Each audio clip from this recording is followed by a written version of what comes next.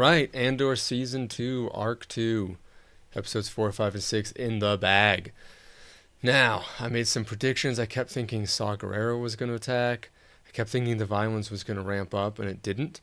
So I was wrong on that prediction so far, but I still think something like that is going to pan out. And I think that's going to be the commentary that I've mentioned before in some of the videos. I still think that will hold, but I guess just not yet. Well, I think that there is a very important revolutionary stage parallel here, or metaphor, reflecting on Karl Marx's and other great revolutionary events in the world. There is this stage where it moves from out of the working class and the lower classes, and it works into the bourgeoisie or into some other higher classes, into the more skilled and artisan type professions, instead of the more labor professions in the prison complex and things like that. And we're seeing that with the Gormans. It's very much like a sort of French Revolution. I love the language that they speak. If anyone could tell me exactly if there's a story behind that, I take it it's not just French, I would guess, but that it's maybe some sort of made-up language. If you know anything, please put that in the comments. I haven't done any research, so maybe there's an easy answer to that. If there is, just put it down there. That'd be nice. But it kind of sounds like it has some Italian or French or some sort of Renaissance type sound semblance to it. And I think that's fitting because the French, while of course they had the proletariat and they had like the working class and the poorer classes, there was, even in the middle and the expertise and the skilled classes, those artisan classes, there was still a great revolution that happened there. But the key point is that it didn't happen right away. So in Andor Season 1, we're seeing it at the ground level, the prisons, the workers on Ferrix, etc. But now we're seeing it on Gorman, and that is because what happens is the revolutionary movement of against an authoritarian or fascist government like the Empire, it begins to burden and sort of bully and push around even those that were of higher status, economic status, or reputational status in society and culture, like the Gormans. And it starts usually with some sort of like betrayal of the arrangements and agreements that were there. And it did in the show. The person that Mon Mothma was pleading to get their votes in the Senate. So I'm taking it another senator. I didn't catch his name, but he's I take it senator from Gorman. He's saying he can't resist the Empire and the Emperor right now. He saw how much this trade embargo, like from years ago, revealed that they're a one product economy and that pretty much everything else needs to be imported and how vulnerable they are. And so up until this point, there was sort of an agreement of sorts, unsaid, or a web of so many seemingly unrelated agreements that all fabricate this sort of stable situation.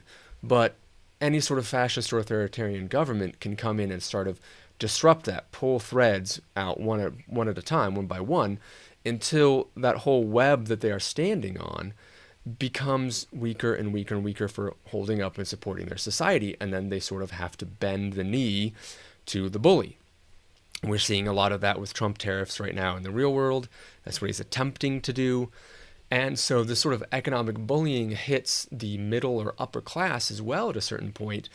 And the sort of revelation is that the government had these charters and agreements like the Empire does in Andor, and they have an arrangement. But actually, the authoritarian government doesn't care about those arrangements, really. They only do so far as it benefits them and lets them, get a grasp on their power and control. And they were sort of always fine with the Gormans maybe being a little rebellious or being of that kind of stereotypical French revolutionary, kind of apart and distant, a little better than, a little arrogant, but like a little like, we don't like this empire so much kind of a thing. But we play along. That was kind of before this event. But now the Death Star needs that material, calcite, I think it was called, to create some sort of lens that's going to hypercharge the energy cells and shoot off the laser beam, right? So the Empire, the government needs it, and now that they need something more out of this arrangement, they don't actually care about this sort of deal. They had less of a deal with the working class and the prison industry, and there they could sort of do whatever they want. And now they sort of have to undermine that public trust with this middle or upper class bubble, right? But it still exists. And this is sort of the next stage where it isn't just the poorest of the poor and the down and out and the working and the sort of like Maya Pei rebels on the moon that are going to be doing this. It is the French artisanal elite of Gorman that are saying enough is enough. This is betrayal of our protest and our culture. This is a betrayal of our customs and our decency. And it's infringing on our ability to sort of be individual and unique and to do our craft. And so I like that that is sort of the next evolutionary step in an authoritarian government doing that, and then a revolutionary force rising to meet it. We're also seeing that the empire, while taking some losses, Gorst, which I'll talk a little about later, and a couple other scenarios where at the end it seemed like Dedra and Partagaz wanted to capture the Gorman Front rebels that were like stealing the cargo, and they didn't by the little end scene. It was kind of abrupt. And I want to talk a little bit about the abrupt ending, how I feel a little bit off about that, but it seems like they didn't get them, so they are taking a few losses, the Empire, but in general, we're seeing that they aren't under the duress that the rebels are under. And I think that's the other real major theme here, is that it's the stress and the duress and the wear and tear, it is the degrading and the wearing down of these rebels, and some of them are the individual agents, some of them are Luthen with all his webs and strings and secret messages he can't keep right, the signals and the listening devices. He and Clea trying to manage all that. It's becoming too much. Bix having trauma from the torture, losing Brasso, Cinta and Vel being distant for so long, and others just being worn down by another year of doing this again and again, and probably seemingly not really making any ground towards anything. And that is demoralizing, right? Whereas the government is sort of on the up and up. They take losses here and there, and I think losing Dr. Gorst is a very big loss, but it's not like they don't have other torturers they can call up, I'm sure. But it still is losses, but they're sort of keeping their composure as far as an empire, an fascistic empire goes, to sort of say, it's fine, like, don't worry about it. Like, Krennic isn't even worried when Mon Mothma is facing him directly at the party and lashing out with cutting remarks about him appearing in court on the witness stand, having to either be accused of a crime and witnesses are against him, or maybe he is the witness to something that he is defending, etc., that the Empire did, and these maybe senators are grilling him, like maybe would happen in the U.S. Senate or some other parliaments around the world. And he sort of just doesn't really care. He can kind of brush it off and make brazen comments like, your rebel is my terrorist, or my rebel is your terrorist, in the words of Mon Mothma, as he says it. And he's sort of not worried, right? Down with Skolden, the rich of the rich, sort of not worried, just worried about his, artifact and art pieces. So I think that's another theme there, is just this wear and tear, this dragging on for a long time, the kind of psychological and physical trauma that can have, and the tragic deaths that can occur. Luthen is sort of losing control of his agents in this way, as they are really feeling this weight on them, and Luthen isn't not feeling it himself, he is, but he's sort of do or die for it all.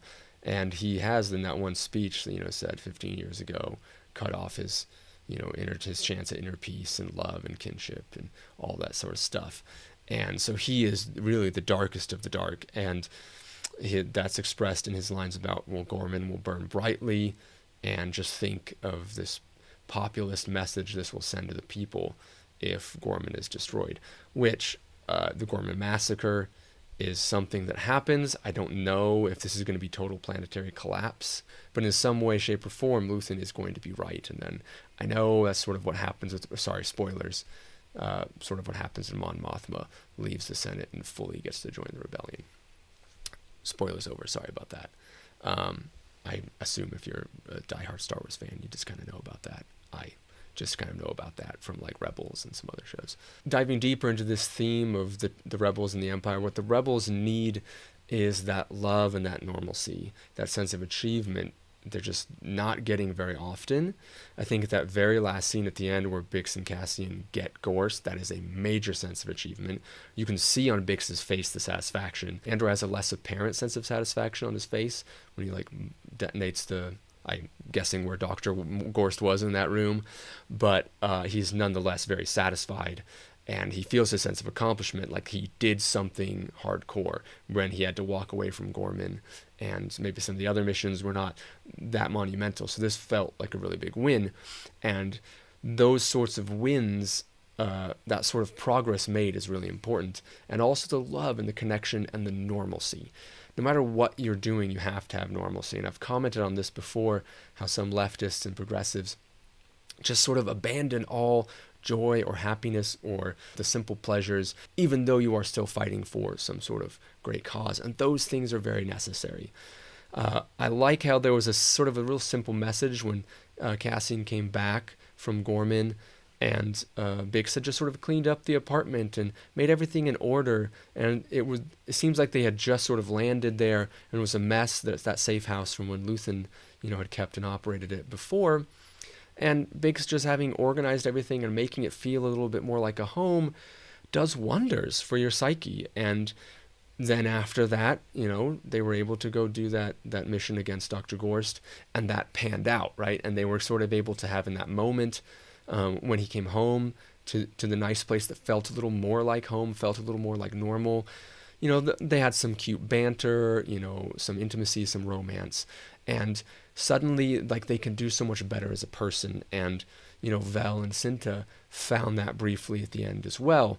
And so I think there's a message there about making sure, again, like I said before in a previous video, that you have that sort of positivity. Even if you are fighting for something cause above everything else, you still have to have that. And that's sort of where Luthen is going to burn out. That's where I think, Saw Gerrera, he goes out in Rogue One, but he will burn out as well. And he just keeps getting more paranoid and distrusting. He does more sort of human atrocities to the other rebels, to citizens, etc. And, he tortures people. He tortures that Imperial defector pilot in Rogue One, and Wildum, I think, is basically going to probably die in the next arc, and he is going to be consumed by that revolutionary violence and by that sort of madness that made him sort of cast off all normalcy and love and peace and just some enjoyment out of life, some calmness, even though there is a cause that needs to be fought for.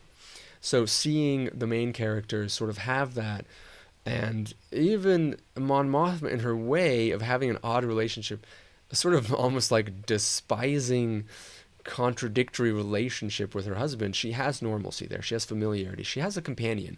They have a way of communicating with each other, even though sometimes it's a little bit chiding or a little bit jabs at each other. It seems that they understand each other. They know each other after all those years of being married at 15. And there's a companionship there. There's a familiarity. There's a closeness. There's a sense of belonging, and there's something nice there, even though it's not this great relationship, one that I would ever want. But she has something, right? And Luthen just doesn't have that, not even with Clea.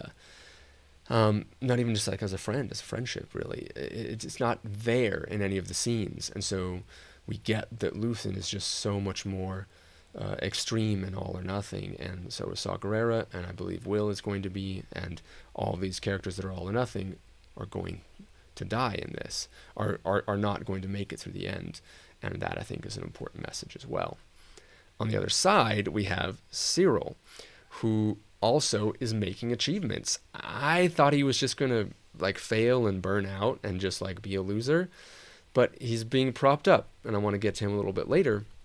But he is making extreme accomplishments as well and feeling great about himself. And he feels like he's doing things and he's making a difference in his way that he wants, and being his own little fascist line tower that he is.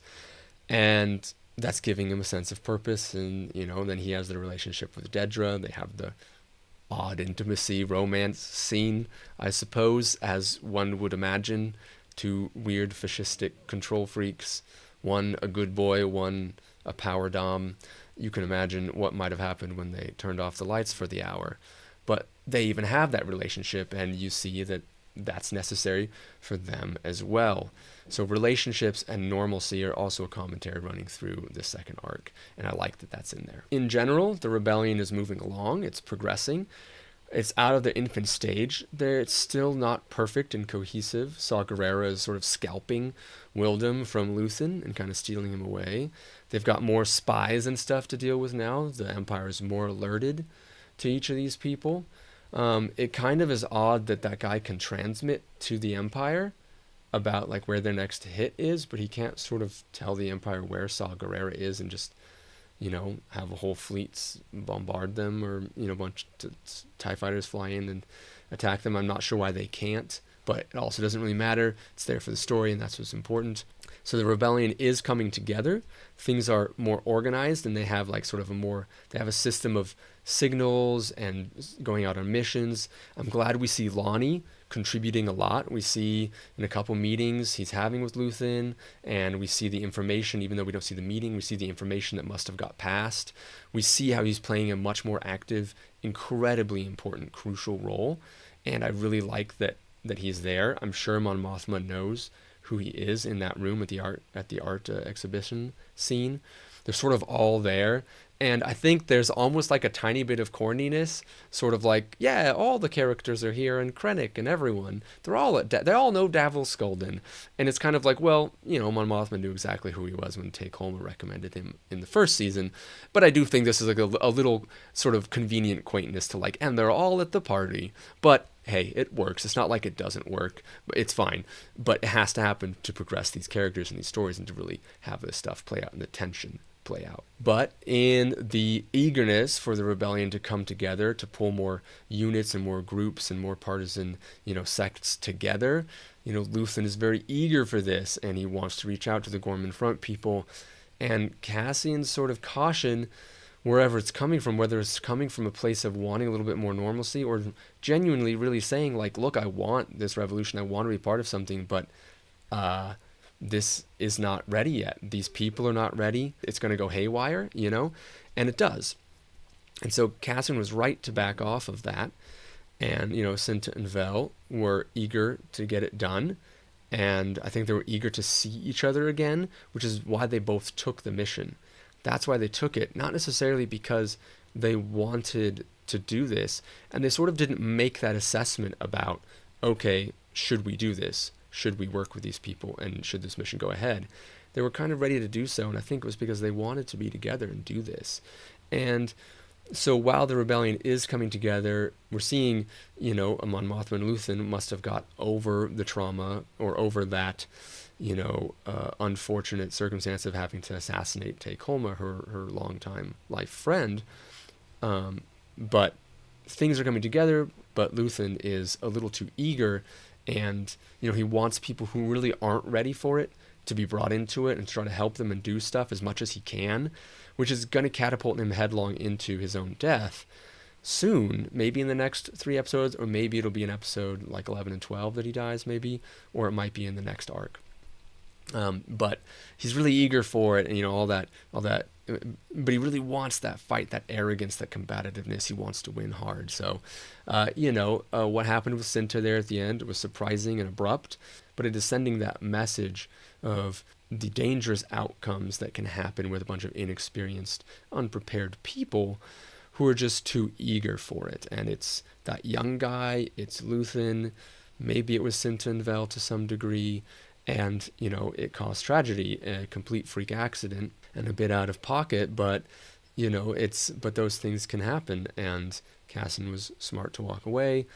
Luthen was not so smart to keep pushing for this, and I think inevitably Luthen is going to be the thing that causes the Empire to be able to step in and do it all, which then lets Mon Mothma escape and join the rebellion out in the open and not have to deal with all the secrecy anymore, which is much more liberating for her, and she can do so much more at that point. And I think Luthen, if he ever got to that stage, he also could do so much more, but that's not how Luthen operates, really. And so he's perfect at this pre-game, and Mon Mothma is perfect at the end game, putting it all together.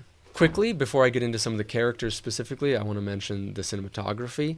Oh man, on Gorman, it's so great. Like the council scene, some of the shots in the restaurants, and the different like Weberies and the different shops and stuff, and walking through the hallways or through the plaza and that protest monument. It's so cool. The cinematography is fantastic. A lot of like shots through the windows, a lot of shots with reflections, all showing this devious nature, this duality that the characters are presenting while hiding part of themselves. Something is not fully clear. Is viewed through an obscuring lens or through a slightly murky lens. So there's a lot of that going on, and there's a lot of darker scenes. With the mood and the setting of Bix and Luthen and Andor and Cassian going through their trauma, going through that mental trauma, and I like the scenes with Cyril, even though obviously I hate the guy and I want to get really into Cyril here.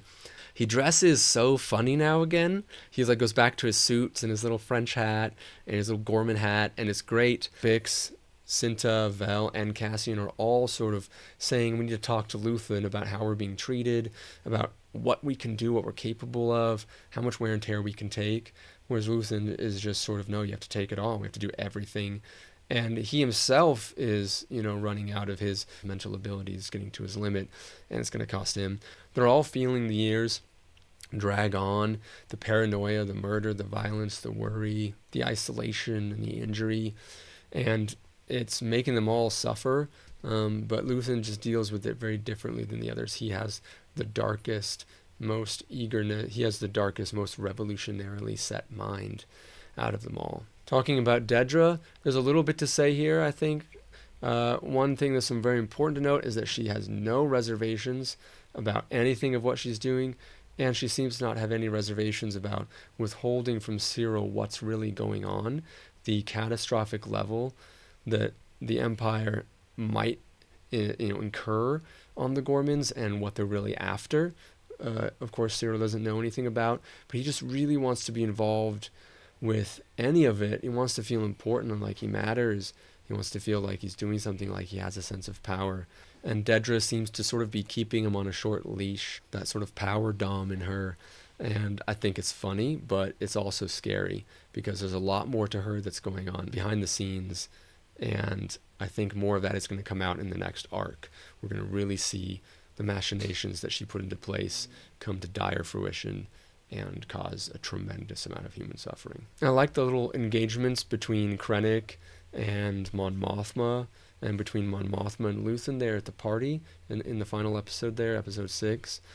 I like that it's clear Krennic is this, let's rewrite history, let's use disingenuous argumentation and talking points to sort of deal with someone idealistic and morally right and on the right side of history, like Mon Mothma. He sort of says those phrases, oh, words do have meaning, because she's bringing up points that really he can't argue, and he just doesn't want to deal with her sort of idealism and her fervor for justice and doing what's right, and he just wants to say like, oh, whatever, words still have meaning, that's not what's going on, or we've branded these people one thing and words still have meaning, you're trying to turn this into something else, define them by their struggle against power. But actually, it's a very disingenuous talking point. You see it from so many people in the right-wing space, the far right, the alt-right, even the sort of center-right, right now in our modern U.S. government and the political conversations that we're having with just so many of the talking heads sort of not really caring and not really wanting to listen and heed what the other person, the progressive person, might be saying, and just saying things like, oh, words still have meaning. But that's not really what the other person is saying. They're arguing for something much more nuanced and something that has much deeper levels of understanding, and yet to just sort of disregard the argument and not engage with it, they use these disingenuous phrases and retorts to just try to be like, nah. And he has that, oh, my rebel is your terrorist, as if speaking from Mon Mothma to him.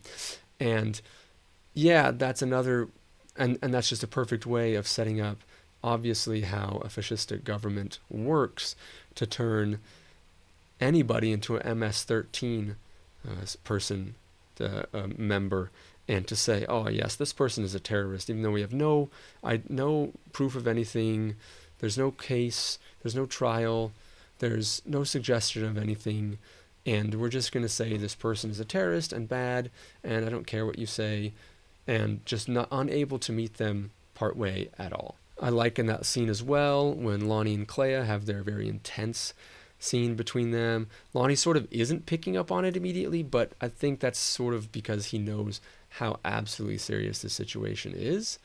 But sort of in the end, they're all standing there, and just because they're all in the same room doesn't really mean that anyone suspects anything. So while a lot is obviously at stake in him and his kid and his wife and the entire rebellion and Luthen and Mon Mothma and Clea, all could be put in danger right there.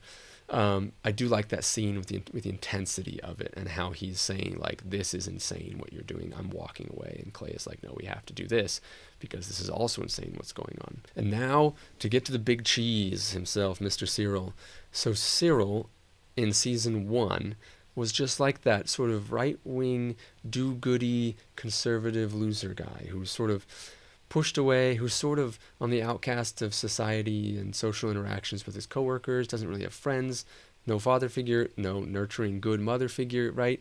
He sort of represents that sort of weirdo guy who takes things too seriously, everybody makes fun of.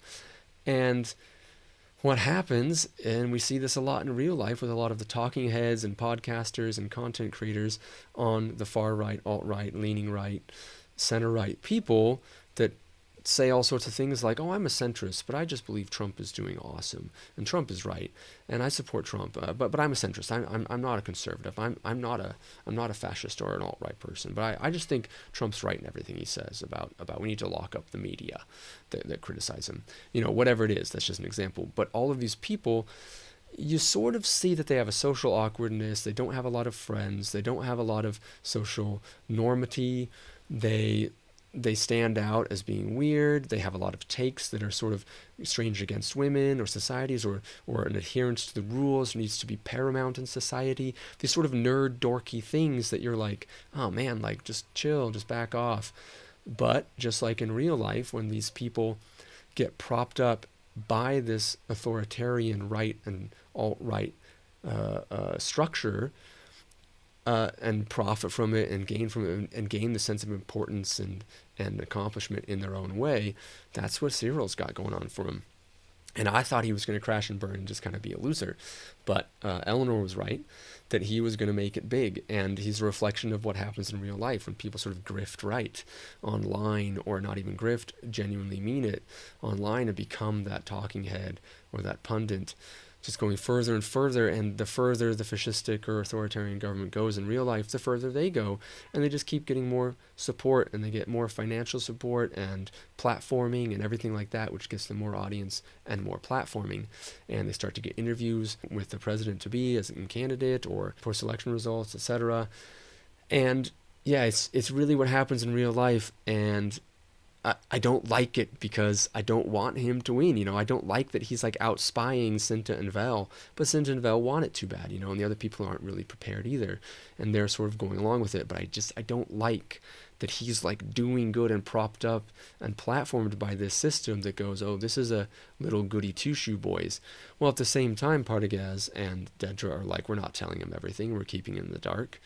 But it doesn't matter as long as he toes their line and pushes their propaganda and helps them out. He's going to get elevated and rewarded, financially, career-wise, and his sense of accomplishment and his sense of belonging to something important in that. He is that perfect bootlicker now who thinks he's doing awesome and thinks he's right, and he's being rewarded for it, and it kills me. So I hope he dies in the next arc, really, really bad. And I kind of guess a little prediction that it might have something to do with like the revolutionary insurgency group that they use, and like it's going to kind of be Dedra's doing that kills him. I'm going to make that guess. I could be very, very wrong, but that would be dramatic and traumatic for Dedra and be intense for her. And so I think that maybe something like that will happen. I'm not sure what symbolism that might spread about real life and how these content creators that swing right and grift right and get rewarded can be destroyed by their own platform, I guess. But maybe that'll happen. That's my small prediction. And the last thing I want to say is a reflection of the revolutionarily set mind as it appears in the show, sort of divided along the men and the women along that gender line. And there's one person that stands out, and I'll get to that person at the end and say why they stand out. But I want to talk about some of the male characters that are extremely revolutionarily minded, extremely do or die, all or nothing. And those would be Saw, Gerrera, Luthen, Wildam, and Cyril. Now, Cyril is different than the other three because he is doing that sort of ends justify the means, do or die, revolutionary, minded stuff within the power structure. So he has time for the normalcy and the normal relationship, the romance with Dedra, and he has time to be supported and elevated and taken care of by the system. He's going to be protected, harbored by it, and rewarded by it. Whereas the other three are acting outside of it, and those three have extreme views on, let Gorman burn, it'll burn brightly and turn the rest of the galaxy against the Empire. And, Will being taken in by that sort of brotherhood code of Saw Gerrera and sort of getting to that extreme level. We haven't seen him do anything like blow up innocents or civilians, which I think might happen in the next arc, but we definitely see that he is sort of buying into this brotherhood of extremism through this sort of trial by Rhydonium, trial by fire, inhaling it like Saw did. And so he's getting absorbed into it, and Saw himself, of course, is very like this, sort of nothing but paranoia and violence, and even sort of slightly stabbing Luthen in the back by, scalping Wildam from him, and that might have happened other times, or they just sort of lie and keep little secrets and hide stuff from each other as well. They're not totally honest with each other. And that sort of more isolationist mindset, extremist mindset, and sort of extremely violent mindset is really apparent in the male characters there and in Cyril, but he's part of the structure again, so he can be rewarded with some sense of normalcy. Whereas the women in the show, Bix, Vel, Cinta, Mon Mothma, they all choose to try to go for a different kind of approach. They still want some normalcy and some positivity in their life. Bix, Cinta, and Vel still want that in their life. They're willing to do these revolutionary things, torture a guy, blow up Dr. Gorst, do this heist and steal stuff. They've got blasters. They're ready to kill people. But they are not so sacrifice and burn themselves, or sort of like Luthen catapult himself literally into the volcano to make it erupt, right, as he's trying to do. And they are, under the stress of things, and instead of rushing headlong further under that stress, they want to sort of back off and have a little more life. And so the women sort of have a little more community, and they are forming a little more network between them than the men. And the different groups, Mon Mothma, of course, is reaching out to all these different senators and different groups. Vel and Cinta are trying to work with the other people, the Gorman Front, and they are working with them not to say, let them burn, it'll burn brightly and be great for our cause. Imagine Gorman, burning, and imagine Gorman as the frontier against the Empire. But Val and Cinta want it to work. And I think that there's a very big distinction between the men and the women in this show, and sort of what they're willing to do in their revolutionary actions, and how they sort of philosophically view their own revolution and its place in their lives. And then the male character, the special one, is Cassian. And he doesn't fall in line with Luthen. Sort of prior to this arc, maybe he would have, but he's stepped away from that, and that distinction is made very clear through many scenes with him disagreeing, either directly to Luthen's face or him and Bix talking about it, about Luthen. But Cassian is able to do that because he has Bix, because he is connected to someone who gives him that other positive sense of life that makes him not want to, hang himself in the gallows to burn down the Empire, and see innocents die. He has something to live for. And I think that that's very important for progressives and leftists to remember that. The what is it all for is for something positive. It isn't just to have the nihilistic, downward spiraling, caustic, pessimistic, progressive fight. It is all for something, and that thing that it is for is something that is positive, that has inherent good value. So the characters still want some of that while they're fighting the good fight. Anyway, I love it. I love the acting. I love the cinematography. And I love seeing these small humanistic elements that are required for a revolutionary movement like this, and the loss of those small humanistic moments with the death of Cinta, the risk and the worry of losing it all with the listening device, now everything can go wrong, their sanity. It's great. Really great messaging. I thought it was going to go faster than this, but I am glad that they're taking the time to really just pan out this whole Gorman incident in this whole second season, so that we are really getting deep down into the nitty gritty of the individual's experience through this revolutionary movement.